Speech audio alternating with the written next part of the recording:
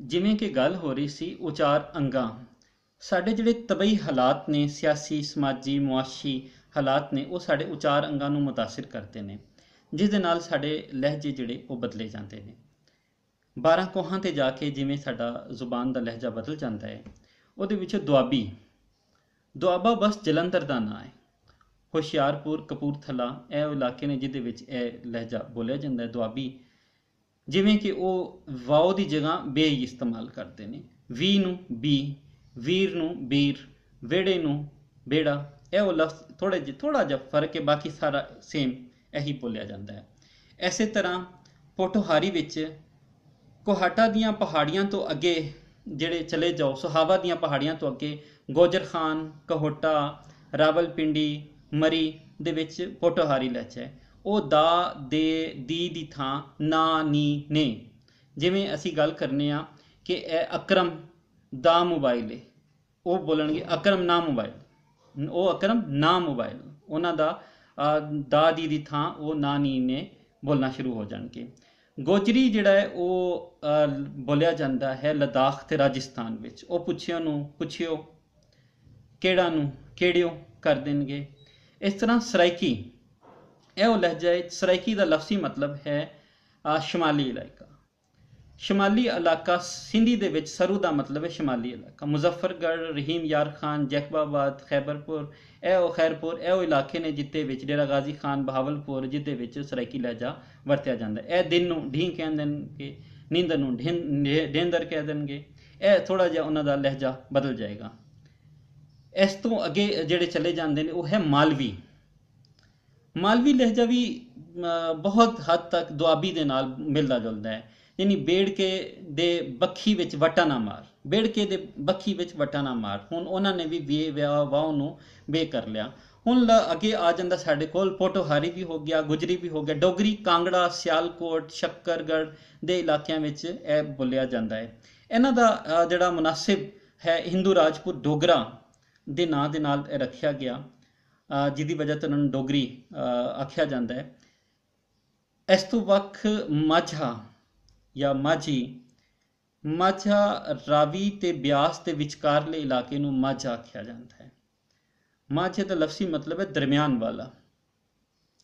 ਇਹ ਲਫ਼ਜ਼ ਇੱਥੇ ਜਿਹੜੇ ਨੇ ਓੜੇ ਤੇ ਰੇ ਦੀ ਜਿਹੜੀ ਹੈ ਉਹ ਪਹਿਚਾਣ ਬਹੁਤ ਘੱਟ ਹੁੰਦੀ ਹੈ। ਜਿਵੇਂ ਕਿ ਘਰੇ ਉੱਤੇ ਚਿਰੀ ਬੈਠੀ, ਮੈਂ ਰੋਰਾ ਮਾਰਿਆ, ਉਹ ਫੁਰ ਕਰਕੇ ਉੜ ਗਈ। ਇਹ ਜ਼ੋਰ ਦਿੰਦੇ ਨੇ ਹਰਫ ਉੱਤੇ। ਜਿਹੜੇ ਰੇ ਵਾਲੇ ਨੇ ਓੜੇ, ਤੁਸੀਂ ਲਾਹੌਰ ਕਦੀ ਅਗਰ ਗਏ ਹੋ ਜਾਂ ਆਓ ਤੇ ਤੁਹਾਨੂੰ ਪਤਾ ਲੱਗੇ ਕਿ ਰੇ ਤੇ ੜੇ ਉਰਾ ਆ ਨੂੰ ਜਗ੍ਹਾ ਉੜਾ ਬੋਲਣਗੇ। ਉਹਨਾਂ ਦਾ ਰੇ ਜਿੱਥੇ ਬੋਲਣੀ ਉਹ ੜੇ ਬੋਲਦੇ, ਜਿੱਥੇ ੜੇ ਬੋਲਣੀ ਉੱਥੇ ਰੇ ਬੋਲ ਦੇਣਗੇ। ਉਹਨਾਂ ਦਾ ਲਫ਼ਜ਼ ਘਰੇ ਉੱਤੇ ਚਿਰੀ ਬੈਠੀ, ਮੈਂ ਰੋਰਾ ਮਾਰਿਆ, ਉਹ ਫੁਰ ਕਰਕੇ ਉੜ ਗਈ। ਇਹ ਉਹਨਾਂ ਦਾ ਮਾਝੀ ਲਹਿਜਾ ਦੇ ਵਿੱਚ ਐਸੀ ਤੇ ਥੋੜ੍ਹਾ ਜਿਹਾ ਫਰਕ। ਝੰਗ ਦੇ ਨੇੜੇ ਤੇੜੇ ਜਿਹੜਾ ਲਹਿਜਾ ਬੋਲਿਆ ਜਾਂਦਾ ਹੈ ਉਹ ਹੈ ਲਹਿੰਦੀ ਦਾ। ਲਹਿੰਦੀ ਸਰਗੋਦਾ, ਮੀਆਂ ਵਾਲੀ ਦੇ ਵਿੱਚ ਬੋਲਿਆ ਜਾਣ ਵਾਲਾ। ਇਸ ਨੂੰ ਕੁਝ ਲੋਕ ਸ਼ਾਹਪੁਰੀ ਵੀ ਆਖਦੇ ਨੇ। ਇਹ ਦੋ ਚਸ਼ਮੇ ਹੇ ਦੇ ਉੱਤੇ ਬਹੁਤ ਜ਼ਿਆਦਾ ਜ਼ੋਰ ਦਿੰਦੇ ਨੇ।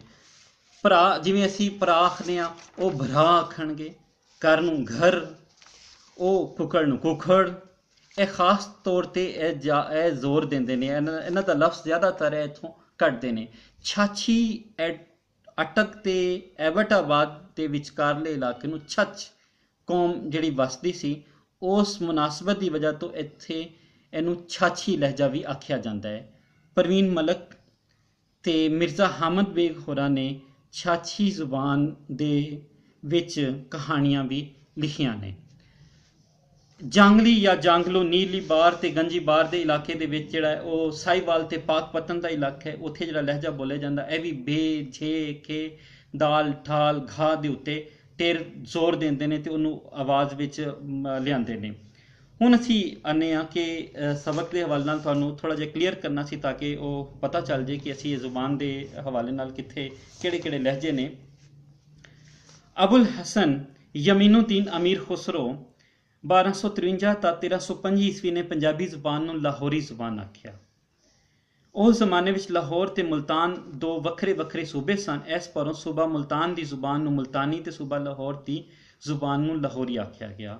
ਇੱਕ ਬੜੀ ਦਿਲਚਸਪ ਗੱਲ ਕਿ ਜਦੋਂ ਇੱਥੇ ਆਏ ਕਸ਼ਫੁਲ ਮਹਿਜੂਬ ਵਾਲੇ ਹਜ਼ਰਤ ਅਲੀ ਹਜਵੇਰੀ, ਜਿਹਨੂੰ ਅਸੀਂ ਅਲਮਰੂਫ ਦਾਦਾ ਸਾਹਿਬ ਦੇ ਨਾਂ 'ਤੇ ਲਾਹੌਰ ਦੇ ਵਿੱਚ ਉਹਨਾਂ ਦਾ ਡੇਰਾ ਅਸੀਂ ਜਾਣਦੇ ਹਾਂ, ਉਹਨਾਂ ਨੇ ਜਦੋਂ ਲਿਖਿਆ ਲਾਹੌਰ ਦੇ ਵਿੱਚ ਕਿ ਯਕੀ ਅਜ਼ ਮੁਜ਼ਾਫਾਤੇ ਮੁਲਤਾਨ, ਉਦੋਂ ਮੁਲਤਾਨ ਜਿਹੜਾ ਹੈ ਉਹ ਵੱਡਾ ਇਲਾਕਾ ਸੀ, ਉਦੋਂ ਮੁਲਤਾਨ ਵੱਡਾ ਸ਼ਹਿਰ ਸੀ, ਵੱਡੀ ਪਛਾਣ ਰੱਖਦਾ ਸੀ। ਉਹ ਉਦੋਂ ਉਹਨਾਂ ਨੇ ਲਿਖਿਆ ਕਿ ਇਹ ਮਜ਼ਾਫਾਤ ਦੇ ਵਿੱਚ ਆ ਜਾਂਦਾ ਹੈ। ਉਸ ਵੇਲੇ ਮੁਲਤਾਨ ਦੀ ਜਿਹੜੀ ਅਹਿਮੀਅਤ ਸੀ ਉਹ ਲਾਹੌਰ ਦੀ ਅਹਿਮੀਅਤ ਨਹੀਂ ਸਨ। ਇਸ ਲਈ ਮੁਲਤਾਨੀ ਜਿਹੜੀ ਬੋਲੀ ਜਾ ਰਹੀ ਸੀ, ਜਿਵੇਂ ਅਸੀਂ ਪਿੱਛੇ ਗੱਲ ਕੀਤੀ ਲਹਿੰਦੀ ਦੇ ਉੱਤੇ ਅਸਰਾਤ ਨੇ, ਉਹ ਸਾਰੀ ਉੱਥੇ ਬੋਲੀ ਜਾ ਰਹੀ ਸੀ। ਉਸ ਮੁਨਾਸਬਤ ਨਾਲ ਜਿਹੜੀ ਜ਼ੁਬਾਨ ਬੋਲੀ ਜਾਂਦੀ ਉਸ ਨੂੰ ਮੁਲਤਾਨੀ ਆਖਿਆ ਗਿਆ। ਸ਼ਹਿਨਸ਼ਾਹ ਜਲਾਲੁਦੀਨ ਅਕਬਰ ਦੇ ਜ਼ਮਾਨੇ ਵਿੱਚ ਸੂਬਾ ਲਾਹੌਰ, ਮੁਲਤਾਨ ਤੇ ਪੋਟੋਹਾਰ ਦੇ ਇਲਾਕੇ ਨੂੰ ਇੱਥੋਂ ਦੇ 5 ਦਰਿਆਵਾਂ ਦੀ ਮੁਨਾਸਬਤ ਨਾਲ ਪੰਜਾਬ ਦਾ ਨਾਂ ਦਿੱਤਾ ਗਿਆ। ਇੱਥੋਂ ਦੀ ਜ਼ੁਬਾਨ ਨੂੰ ਪੰਜਾਬੀ ਆਖਿਆ ਗਿਆ। ਜਦੋਂ ਇੱਥੇ ਸਿਕੰਦਰ ਆਜ਼ਮ ਆਇਆ, ਉਸ ਨੇ ਇਸ ਧਰਤੀ ਦੇ ਉੱਤੇ ਕਬਜ਼ਾ ਕਰਨਾ ਚਾਹਿਆ। ਪੂਰੀ ਦੁਨੀਆ ਵਿੱਚ ਰਾਜਾ ਪੋਰਸ ਪੰਜਾਬ ਦਾ ਹੀਰੋ, ਜਿਸ ਨੇ ਉਸ ਨੂੰ ਡਕਿਆ, ਸਿਕੰਦਰ ਆਜ਼ਮ ਨੂੰ ਡਕਿਆ। ਸਿਕੰਦਰ ਆਜ਼ਮ ਅੱਗੇ ਨਹੀਂ ਆ ਸਕਿਆ, ਉਹ ਜੇਹਲਮ ਨਹੀਂ ਟੱਪ ਸਕਿਆ। ਰਾਜਾ ਅੰਬੀ ਉਹ ਗੱਦਾਰ ਨਿਕਲਿਆ, ਉਹ ਉਹਦੇ ਨਾਲ ਮਿਲ ਗਿਆ। ਲੇਕਿਨ 327 ਕਬਲ ਮਸੀਹ ਦਾ ਇਹ ਦੌਰ ਹੈ। ਪੰਜਾਬੀਆਂ ਨੇ ਮੁਕਾਬਲਾ ਕੀਤਾ, ਅੱਜ ਵੀ ਪੰਜਾਬੀ ਮੁਕਾਬਲਾ ਕਰਦੇ ਨੇ। 1849 ਦੇ ਵਿੱਚ ਜਦੋਂ ਇੱਥੇ ਅੰਗਰੇਜ਼ ਆਇਆ, ਅੰਗਰੇਜ਼ ਨੇ ਇੱਥੇ ਆ ਕੇ ਇੱਥੋਂ ਦੀ ਜ਼ੁਬਾਨ ਨੂੰ ਪਰਾਂ ਕੀਤਾ। ਸਭ ਤੋਂ ਕਿਉਂਕਿ ਉਹਨੂੰ ਡਰ ਸੀ ਕਿ ਅਗਰ ਪੰਜਾਬੀਆਂ ਨੂੰ ਦੀ ਜ਼ੁਬਾਨ ਮਿਲ ਗਈ ਤੇ ਉਹਨਾਂ ਨੇ ਤੇ ਤਾਰੀਖ ਆਪਣੀ ਲੱਭ ਲੈਣੀ। ਉਹ ਦਰਾਵੜੀ, ਮੁੰਡਾਰੀ, ਉਹ ਤੇ ਕਬਲ ਮਸੀਹ ਚਲੇ ਜਾਣਗੇ। ਉਹ ਤੇ ਬਹੁਤ ਰਿਚ ਨੇ ਆਪਣੀ ਜ਼ੁਬਾਨ ਦੇ ਲਿਹਾਜ਼ ਨਾਲ। ਇੱਥੇ ਦੁਨੀਆ ਦੀਆਂ ਤਾਰੀਖ ਦੀ ਕਿਤਾਬ, ਤਿਬ ਦੀ ਕਿਤਾਬ ਜਿਹੜੀ ਇੱਥੇ ਲਿਖੀ ਗਈ, ਅਸ਼ਟਾਦਿਹਾਈ ਪਾਣੀ ਨੇ ਸਭ ਤੋਂ ਪਹਿਲੇ ਵਿਆਕਰਨ ਲਿਖੀ। ਵਿਆਕਰਨ ਪੰਜਾਬੀ ਗ੍ਰਾਮਰ ਨੂੰ ਆਖਿਆ ਜਾਂਦਾ ਹੈ। ਉਹਨੇ ਲਿਖੀ, ਉਹਨਾਂ ਨੇ ਜ਼ੁਬਾਨ ਦੇ ਅਸੂਲ ਦੱਸਤੇ। ਉਹਨਾਂ ਨੇ, ਸਾਨੂੰ ਨਹੀਂ ਪਤਾ, ਮੋਸਟਲੀ ਨੂੰ ਨਹੀਂ ਪਤਾ, ਮੈਜੋਰਿਟੀ ਨੂੰ ਨਹੀਂ ਪਤਾ ਕਿ ਇੱਥੇ ਕਿਹੜੇ ਕਿਹੜੇ ਲਿਖਾਰੀ ਸਨ, ਇੱਥੇ ਕਿਹੜੀ ਕਿਹੜੀ ਕਿਤਾਬ ਸਨ, ਇੱਥੇ ਸਾਡਾ ਸਿਆਸੀ ਸਮਾਜੀ ਪਿਛੋਕੜ ਕੀ ਸੀ। ਸਾਡੀ ਤਾਰੀਖ ਪਿੱਛੇ ਬਿਲਕੁਲ ਬਾਉਂਡ ਕਰਤੀ। ਜਿਵੇਂ ਅੱਜ ਕੋਈ ਸਾਨੂੰ ਆ ਕੇ ਅੱਜ ਅਸੀਂ MA ਕਰਕੇ ਬੈਠੇ ਹਾਂ, MPhil PhD ਕਰਕੇ ਜਿਹੜੇ ਬੱਚੇ ਬੈਠੇ ਨੇ, ਉਹਨਾਂ ਨੂੰ ਕੋਈ ਆਖ ਦੇਵੇ ਕਿ ਕੱਲ੍ਹ ਤੋਂ ਤੁਹਾਡੀ ਜ਼ੁਬਾਨ ਜਰਮਨ, ਅਸੀਂ ਸਾਰੇ ਅਨਪੜ੍ਹ ਹੋ ਜਾਵਾਂਗੇ। ਇੱਕ ਹਕੀਕਤ ਹੈ ਨਾ। ਇਸ ਤਰ੍ਹਾਂ ਉਹਨਾਂ ਨੇ ਇੱਥੇ ਆ ਕੇ ਅੰਗਰੇਜ਼ੀ ਜਦੋਂ ਇੱਥੇ ਲਾਗੂ ਕੀਤੀ ਤੇ ਸਾਡੀ ਜ਼ੁਬਾਨ, ਅਸੀਂ ਅਨਪੜ੍ਹ ਹੋ ਗਏ। ਸਾਨੂੰ ਨਹੀਂ ਪਤਾ ਲੱਗਾ ਕਿ ਸਾਡੇ ਨਾਲ ਕੀ ਬੀਤੀ। ਸਾਨੂੰ ਚਰਕ ਸਹਿਮਤਾ ਦਾ, ਸਾਨੂੰ ਰਿਗ ਵੇਦਕ ਦਾ, ਸਾਨੂੰ ਬਾਕੀ ਚੀਜ਼ਾਂ ਦਾ ਨਹੀਂ ਪਤਾ ਲੱਗਾ। ਸਾਨੂੰ ਆਪਣੀ ਜ਼ੁਬਾਨ ਦੀ ਖੋਜ ਨਹੀਂ ਕਰਨੀ ਆਈ, ਕਿਉਂਕਿ ਉਹਨਾਂ ਨੇ ਸਭ ਤੋਂ ਪਹਿਲੇ ਕਿਸੇ ਕੋਲੋਂ ਜੇ ਜ਼ੁਬਾਨ ਖੋਲੋ ਤੇ ਉਹ ਕੌਮ ਤਬਾਹ ਬਰਬਾਦ ਹੋ ਜਾਂਦੀ। ਉਹ ਆਪਣੇ ਪਿਛੋਕੜ ਦੇ ਨਾਲ, ਆਪਣੇ ਅਸਲ ਦੇ ਨਾਲ, ਆਪਣੀ ਨਸਲ ਦੇ ਨਾਲ ਟੁੱਟ ਜਾਂਦੀ ਹੈ। ਉਹ ਆਪਣੇ ਵਡਕਿਆਂ ਨੂੰ ਨਹੀਂ ਪਛਾਣਦੀ। ਅਸੀਂ ਅੱਜ ਵੀ 400-500 ਸਦੀਆਂ ਪਿਛਲੀ ਤੇ ਗੱਲ ਕਰਨੇ, ਲੇਕਿਨ ਉਸ ਤੋਂ ਪਹਿਲੇ ਅਸੀਂ ਬਿਲਕੁਲ ਬਲੈਂਕ ਹਾਂ। ਲੋੜ ਇਸ ਗੱਲ ਦੀ ਹੈ ਕਿ ਅਸੀਂ ਉਸ ਚੀਜ਼ ਨੂੰ ਸਿੱਖੀਏ। ਅਕਬਰ ਨੇ ਜਿਹੜਾ ਕੰਮ ਕੀਤਾ, ਅਕਬਰ ਨੇ ਜ਼ਮੀਨਾਂ ਦੀ ਜਦੋਂ ਪੈਮਾਇਸ਼ ਕੀਤੀ ਤੇ ਇਸ ਨੇ ਉਹ ਪੈਮਾਇਸ਼ ਦੇ ਵਿੱਚ ਇਹਦਾ ਨਾਂ ਜਿਹੜਾ ਰੱਖਿਆ, ਉਹ 5 ਨਦ ਯਾਨੀ 5 ਨਦੀਆਂ ਵਾਲਾ, 5 ਆਬ, 5 ਪਾਣੀਆਂ ਵਾਲਾ ਇੱਥੇ ਨਾਂ ਰੱਖਤਾ ਗਿਆ। ਫਿਰ ਉਦੋਂ ਪੰਜਾਬ ਜਿਹੜਾ ਨਾਂ ਚੱਲਿਆ। ਸਭ ਤੋਂ ਪਹਿਲਾਂ ਹਜ਼ਰਤ ਨੌਸ਼ਾ ਗੰਜ ਬਖਸ਼ ਨੇ ਇਸ ਜ਼ੁਬਾਨ ਨੂੰ ਆਪਣੇ ਸ਼ੇਰਾਂ ਵਿੱਚ ਪੰਜਾਬੀ ਲਿਖਿਆ। ਹਾਫਿਜ਼ ਬਰਖੁਰਦਾਰ ਰਹਿਮੁੱਲਾ ਨੇ ਆਪਣੀ ਕਿਤਾਬ ਮਿਫਤਾਹੁਲ ਫਿਕ ਵਿੱਚ ਪੰਜਾਬ ਦੀ ਜ਼ੁਬਾਨ ਨੂੰ ਪੰਜਾਬੀ ਆਖਿਆ। ਹਜ਼ਰਤ ਨੁਮਾਨ ਦਾ ਫਰਮਾਇਆ, ਇਸ ਵਿੱਚ ਉਹ ਮਸਾਇਲ ਤੁਰਤ ਪੰਜਾਬੀ ਆਖਸਨਾਮੇ, ਤੁਰਤ ਫੌਰਨ ਪੰਜਾਬੀ ਆਖਸਨਾਮੇ ਜੇ ਕੋਈ ਹੋਵੇ ਮਾਇਲ। 1193 ਈਸਵੀ ਤੱਕ ਪੰਜਾਬੀ ਜਿਹੜੀ ਜ਼ੁਬਾਨ ਸੀ ਉਹਦੇ ਵਿੱਚ ਬਾਕੀ ਜ਼ੁਬਾਨਾਂ ਦੇ ਲਫ਼ਜ਼ ਬਹੁਤ ਘੱਟ ਸ਼ਾਮਿਲ ਸਨ। ਅਸੀਂ ਉਂਝ ਲਿਖ ਕੇ ਦੱਸ ਸਕਦੇ ਸਨ ਕਿ ਇਹ ਜ਼ੁਬਾਨ, ਲੇਕਿਨ ਹੁਣ ਜਿਹੜੀਆਂ ਜ਼ੁਬਾਨਾਂ ਆਉਂਦੇ ਗਏ, ਇੱਥੇ ਹਮਲਾਵਰ ਆਉਂਦੇ ਗਏ, ਉਹਨਾਂ ਨੇ ਨਵੀਆਂ ਲਫ਼ਜ਼ ਜਿਹੜੇ ਨੇ ਉਹ ਇੱਥੋਂ ਦੇ ਵਿੱਚ ਉਹ ਪਾਉਂਦੇ ਗਏ। ਅਤੇ ਅੱਜ ਸਾਡੇ ਕੋਲ ਜਿਹੜੇ ਨੇ ਉਹ ਬੇਤਹਾਸ਼ਾ ਲਫ਼ਜ਼ ਦੂਜੀਆਂ ਜ਼ੁਬਾਨਾਂ ਦੇ, ਪੰਜਾਬੀ ਦੀ ਜ਼ਰਖੇਜ਼ੀ ਦੀ ਵੀ ਅਲਾਮਤ ਹੈ ਕਿ ਅਸੀਂ ਦੂਜੀਆਂ ਜ਼ੁਬਾਨਾਂ ਨੂੰ ਆਪਣੇ ਨਾਲ ਜੋੜ ਲੈਂਦੇ ਹਾਂ, ਤਾਂ ਫਿਰ ਸਾਨੂੰ ਨਹੀਂ ਪਤਾ ਲੱਗਦਾ ਕਿ ਅੱਜ ਵੀ ਸਾਡੀਆਂ ਜ਼ੁਬਾਨਾਂ ਦੀ ਇੰਨੀ ਰਿਚ ਹੈ ਕਿ ਅਸੀਂ ਇਹਦਾ ਤਰਜਮਾ ਕਿਸੇ ਹੋਰ ਜ਼ੁਬਾਨ ਵਿੱਚ ਨਹੀਂ ਕਰ ਸਕਦੇ। ਇਸ ਤਰ੍ਹਾਂ ਪੰਜਾਬ ਦੇ ਵਸੀ ਇਲਾਕੇ ਵਿੱਚ ਬੋਲੀ ਜਾਣ ਵਾਲੀ ਜ਼ੁਬਾਨ ਪੰਜਾਬੀ ਦੇ ਨਾਂ ਨਾਲ ਮਸ਼ਹੂਰ ਹੋ ਗਈ।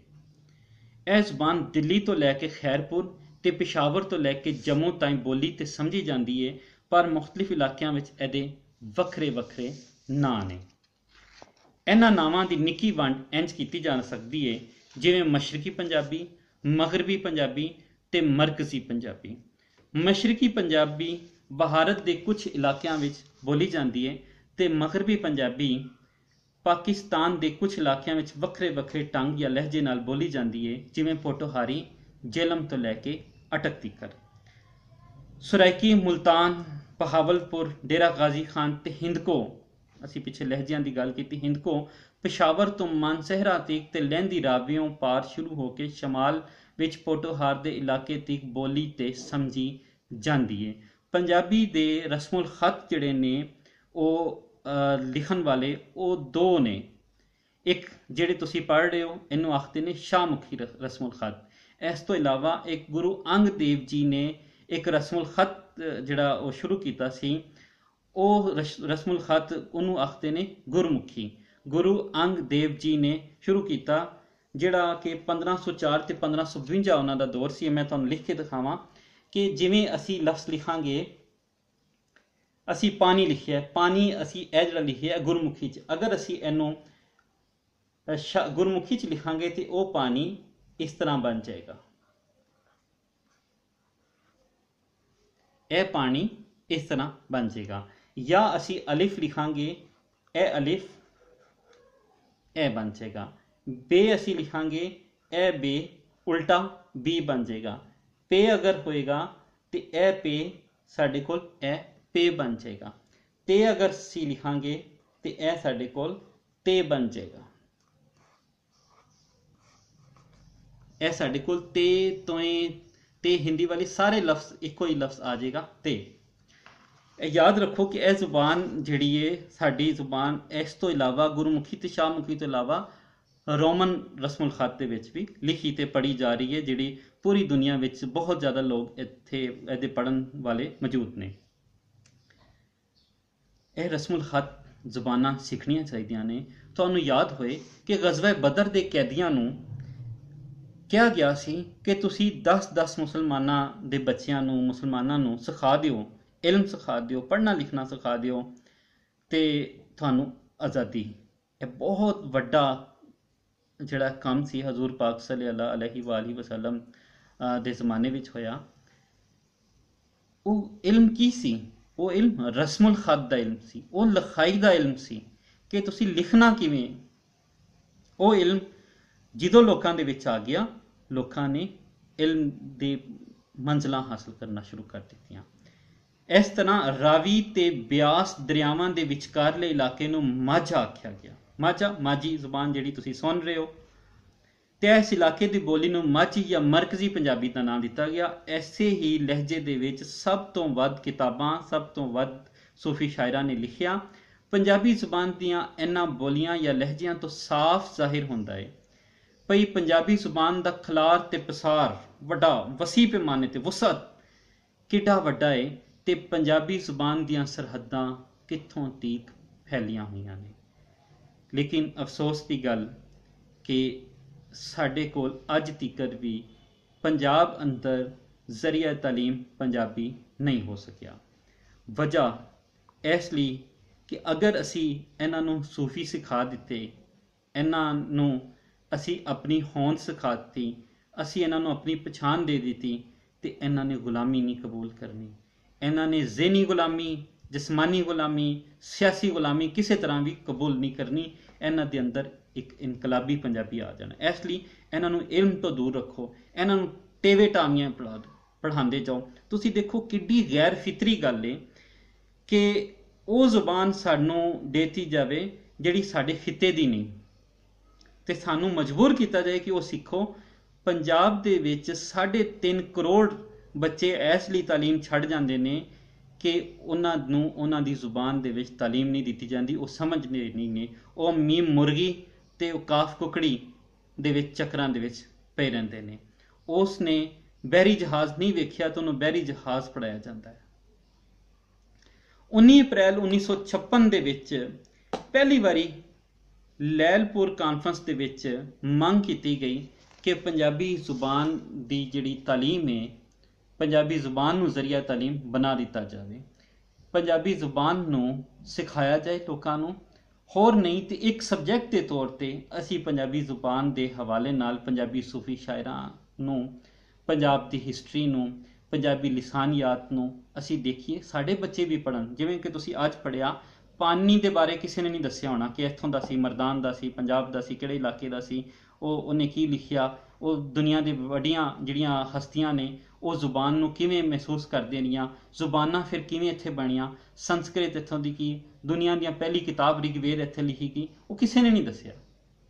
ਇਸ ਲਈ ਨਹੀਂ ਦੱਸਿਆ ਕਿ ਅਸੀਂ ਆਪਣੀ ਤਾਰੀਖ ਨੂੰ ਨਹੀਂ ਜਾਣਦੇ ਤੇ ਕਿਸੇ ਨੇ ਇਸ ਨਾਲ ਜੋੜਨ ਦੀ ਵੀ ਕੋਸ਼ਿਸ਼ ਨਹੀਂ ਕੀਤੀ। ਜਦੋਂ ਅਸੀਂ ਇਸ ਨਾਲ ਜੁੜ ਜਾਵਾਂਗੇ, ਸਾਨੂੰ ਸਾਡੇ ਸਿਸਟਮ ਦਾ ਪਤਾ ਲੱਗ ਜਾਏਗਾ, ਸਾਨੂੰ ਸਾਡੇ ਸਿਸਟਮ ਦਾ ਪਤਾ ਚੱਲ ਜਾਏਗਾ, ਸਾਡਾ ਤਾਲੀਮੀ ਨਿਜ਼ਾਮ ਕਿੱਥੇ ਖਲੋਤਾ ਹੈ, ਸਾਡੀ ਤਾਰੀਖ ਕਿੱਥੇ ਖਲੋਤੀ ਹੈ, ਸਾਡੀ ਪਹਿਚਾਨ ਕਿੱਥੇ ਖਲੋਤੀ ਹੈ, ਸਾਨੂੰ ਉਹਦੀ ਲੋੜ ਹੈ। ਪੰਜਾਬੀ ਜ਼ੁਬਾਨ ਦੀ ਕਹਾਣੀ ਸਬਕ ਐਸੇ ਲਈ ਵੀ ਜ਼ਰੂਰੀ ਸੀ ਤੁਹਾਨੂੰ ਜ਼ਿਆਦਾ ਡਿਟੇਲ 'ਚ ਸਮਝਾਉਣਾ ਕਿ ਇਹਦੇ ਨਾਲ ਤੁਸੀਂ ਆਪਣੀਆਂ ਆਉਣ ਵਾਲੀਆਂ ਨਸਲਾਂ ਨੂੰ ਇੱਕ ਜ਼ੁਬਾਨ ਤੋਂ ਮਹਿਰੂਮ ਨਹੀਂ ਕਰਨਾ। ਅੱਜ ਤੋਂ ਬਾਅਦ ਤੁਸੀਂ ਇਹ ਜ਼ਿਹਨ 'ਚ ਰੱਖਣਾ ਕਿ ਜਦੋਂ ਪੰਜਾਬੀ ਦੀ ਗੱਲ ਆਵੇ ਤੇ ਆਪਣੇ ਆਪ ਨੂੰ ਕਮਤਰ, ਅਹਿਸਾਸੇ ਕਮਤਰੀ ਦਾ ਸ਼ਿਕਾਰ ਨਹੀਂ ਸਮਝਣਾ, ਬਲਕਿ ਮਾਨ ਤਰਾਨ ਨਾ ਦੱਸ ਸਕੋ ਕਿ ਸਾਡੀ ਜ਼ੁਬਾਨ ਦੁਨੀਆ ਦੀਆਂ ਸਭ ਤੋਂ ਪੁਰਾਣੀਆਂ ਜ਼ੁਬਾਨਾਂ ਵਿੱਚੋਂ ਇਹ, ਤੇ ਸਾਡੇ ਕੋਲ ਜਿਹੜਾ ਜ਼ਰਖੇਜ਼ ਵਰਸਾ ਹੈ ਇਲਮ ਦਾ, ਤਾਲੀਮ ਦਾ, ਸੂਫੀ ਸ਼ਾਇਰਾਂ ਦਾ, ਉਹ ਕਿਸੇ ਵੀ ਹੋਰ ਜ਼ੁਬਾਨ ਵਿੱਚ ਨਹੀਂ ਹੈ। ਅੱਜ ਦਾ ਸਬਕ ਇੱਥੇ ਖਤਮ ਹੁੰਦਾ ਹੈ।